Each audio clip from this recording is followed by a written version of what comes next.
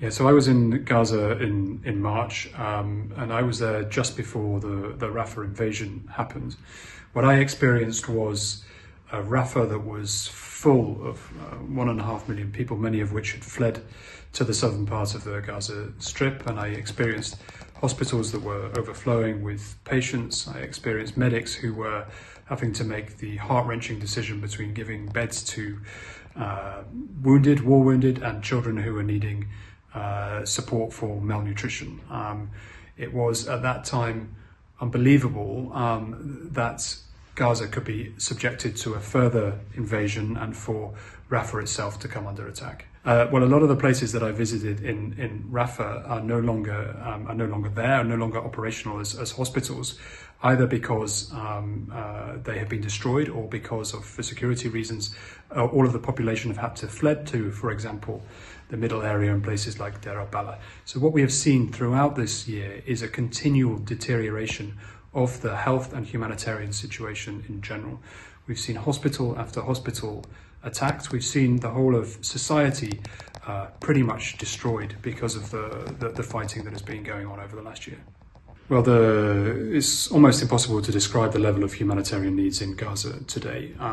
From the perspective of Médecins Sans Frontières, very clearly the people of Gaza need medical supplies, but they also need medical practitioners, doctors and nurses to be in a position to be able to treat people. They need to be able to sleep. They need to be able to be fed properly. And the medical teams in Gaza, like the rest of the people in the population of Gaza, have been displacing many times over the last 12 months. But it's much more than just medical supplies.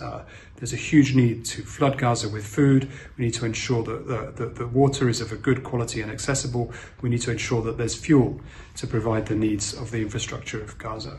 But it goes much further than that. There's been so much destruction throughout Gaza, throughout the infrastructure of Gaza, throughout the society of Gaza, that it's not going to be able to treat people inside Gaza. There's been so many medical facilities that have been destroyed. So we need to urgently evacuate patients for treatment outside of Gaza. And this is important because the infrastructure no longer exists to a large part in Gaza. And at the same time, it's going to be important that these people are able to leave Gaza for treatment without prejudice to be able to return, so that they can, if they choose to do so, come back to Gaza to live their lives as they were before this war. The challenges of providing humanitarian assistance in Gaza are multiple. First and foremost, there's security of our teams, both international teams and local teams, who are, as with the rest of the people of Gaza, subject to displacement, subject to the insecurity, the bombing and the fighting. There's also a dramatic need to increase the supplies coming into Gaza. This has been continually reducing over the last year. So since the fighting started, there's been a significant reduction of humanitarian supplies into Gaza, and again a significant step down after the Rafah crossing was closed in May. So these are just some of the very basic challenges, but there's also the challenge of providing humanitarian aid in a way which is not instrumentalized by the warring parties. So what I mean by this is it is important to ensure that we're not reducing humanitarian aid to simply trucks crossing the border into Gaza.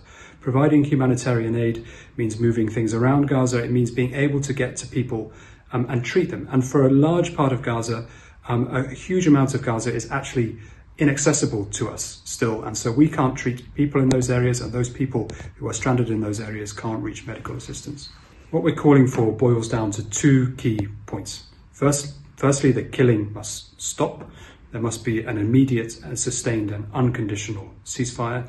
And secondly, there must be a flood of aid into Gaza in a way that allows humanitarians to be able to provide that assistance directly to the people who need it. At the end of the day, it all boils down to these two things.